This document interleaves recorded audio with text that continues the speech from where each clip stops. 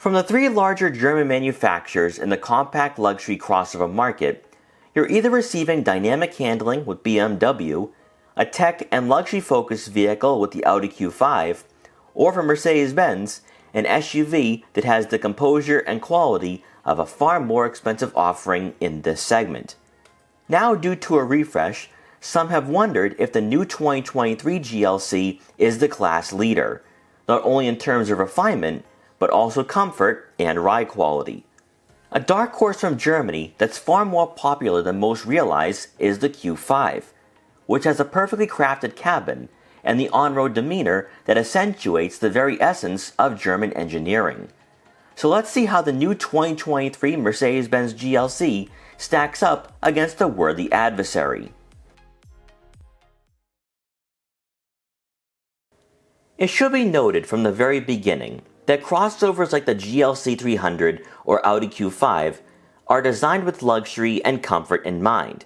And if aggressive handling and quick 0 to 60 times is what you desire most, looking at the SQ5 or GLC 43 might be more worth your time. However, because you're spending in the realm of $50,000 and above, you're still going to experience impressive performance in one way or another that non-German rivals failed to replicate. In recent years, Mercedes-Benz products that lack the AMG badge weren't going to be your first choice if you wanted engagement behind the wheel, as you've griped in the past about the transmission and vague handling characteristics that paled in comparison to offerings from BMW. The 2023 GLC has taken major leaps in the right direction, thanks to now being built on a new iteration of Mercedes-Benz's MRA platform, but also the addition of a mild hybrid system and revamped 9-speed automatic transmission has made the brand's bestseller more than one-dimensional. While you still have a 2-liter turbocharged 4-cylinder engine under the hood that produces 255 horsepower and 295 pound-feet of torque, the GLC feels quick to respond under heavier accelerations. And with crisper gear shifts, the 9-speed performs more like a ZF 8-speed found in the BMW X3. A huge improvement for 2023 is the GLC's tighter steering, adding sportier and dynamic qualities not seen on past model years. Because Mercedes-Benz reworked the suspension to create more rigidity to the chassis, this crossover is inspiring and quite enjoyable to drive, much like we felt with the closely related C-Class.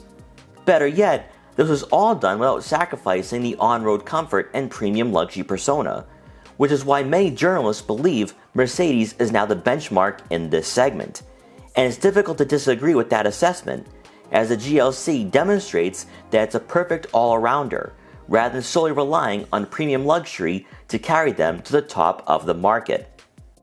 The Audi Q5, on the other hand, we think is a bit more of an acquired taste from an on-road perspective for picky car shoppers, because there's not one particular aspect about this crossover that really stands out or is remarkable in any way. Yet it doesn't disappoint or feel subpar compared to rivals. Under the hood, the Q5's 2-liter turbocharged 4-cylinder engine that puts out 261 horsepower and 273 pound-feet of torque and is paired with a 7-speed dual-clutch automatic transmission certainly gets the job done. And with a sub 6-second 0 to 60 time, it's slightly quicker than the GLC on paper. However, it's really going to come down to how the Q5 manages the bumps and imperfections on the roadways, as that's where this crossover is at its best. While the Q5 is no slouch in a straight line, and the dual clutch is more than capable of putting a smile on your face, you're going to be compelled to at least take a look at the SQ5 when it pertains to performance. Unlike BMW and now Mercedes-Benz, the Q5 will have a lighter yet fluid steering that does bring a sense of agility to the table, but the body roll will hinder pushing this crossover on winding backroads. None of this takes away from its luxurious and upscale ride quality, which we believe is one of the selling points for the Q5. But there's so many incentives with spending a little extra to go with the SQ5, which we think is a better buy from Audi in this segment. One of the main draws to buying a Mercedes-Benz or Audi is the plush and sophisticated cabins that you're not getting from a mainstream manufacturer, which in essence is why the thought of going upmarket has become an aspiration for many Americans. Audi's design philosophy is a vast departure from where Mercedes is today, as the dashboard layout is simplified yet still ergonomically satisfying for consumers that don't want everything placed on the head unit, and instead would prefer physical buttons and a superior user-friendly experience, and that's what you're receiving with the Audi Q5. First and foremost, Audi has fully embraced the era of digital displays and in-depth user interfaces, and they've achieved incorporating a 21st century driving environment without creating an interior where occupants are left feeling confused. In front of you, Audi's virtual cockpit is without question the best display we see in any market or price range below $100,000, as the customizability, intuitiveness, and interactiveness is unparalleled, and a lot of that is because it quickly becomes second nature to use.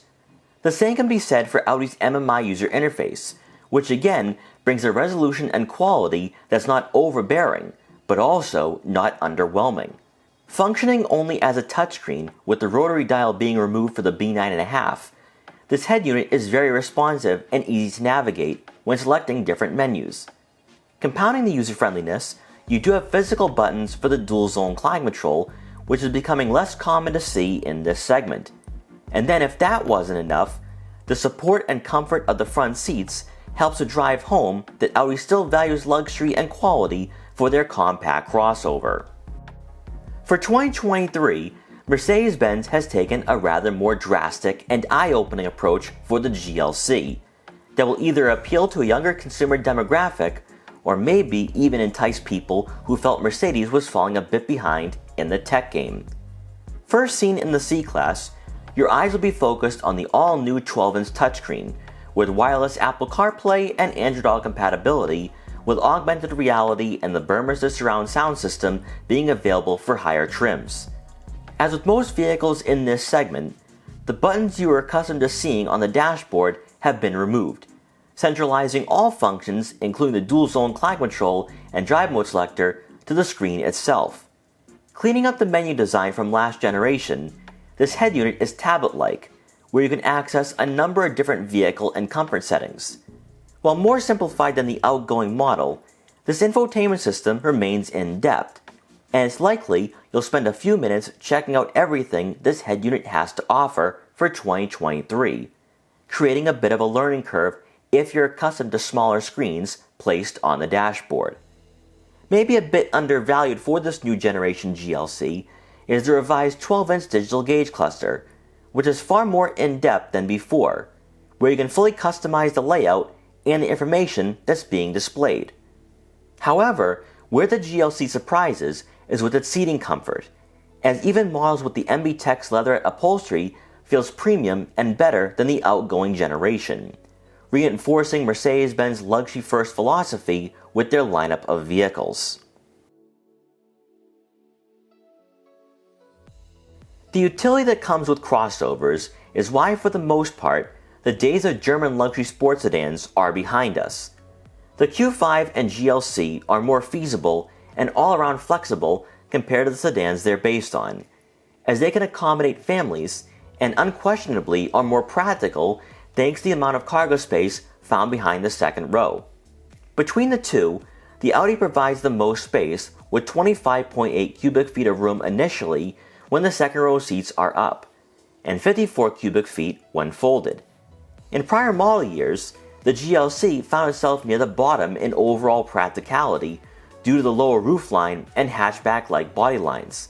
But for 2023, cargo space has jumped up to close to 22 cubic feet of room and just around 54 to 55 cubic feet when the second row seats aren't in use. One improvement Mercedes made was increasing the ground clearance to around 7 inches and adding an off-road mode. While we don't think it'll be traversing terrain besides pavement, the GLC should be more than competent when taking on winter road conditions. Despite the changes made to the suspension, it's still not enough to match the Audi Q5's 8.2 inches of ground clearance, which leans closer towards the top in this class, providing that extra amount of confidence when tackling adverse weather conditions. For personal use and daily commuting, the GLC and Q5 perform quite well, giving car shoppers the versatility they demand in this market.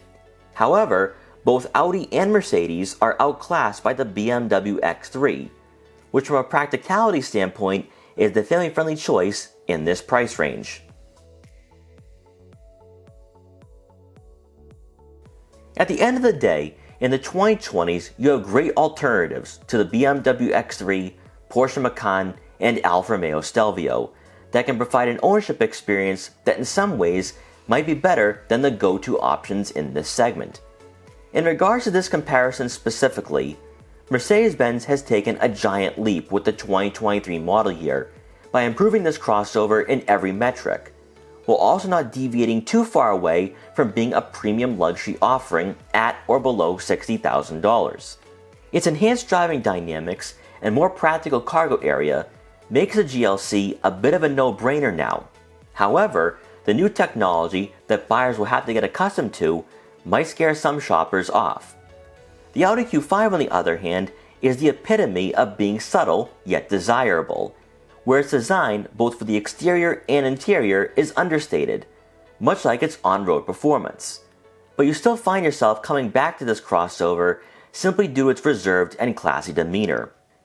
While we still believe that the GLC is creeping towards being a class leader for its well-rounded attributes, don't sleep on the Q5, as it's a solid choice for families and the consumer who loves refinement sprinkled in with a bit of sophistication for their next daily driver. We hope you enjoyed this comparison between the Mercedes Benz GLC and Audi Q5. If you did, please like, comment, share, and subscribe for more videos like this one. And if you're interested in buying a luxury compact crossover, make sure to check out our full reviews and quick buyer's guides to help you find your next vehicle. And thanks for watching.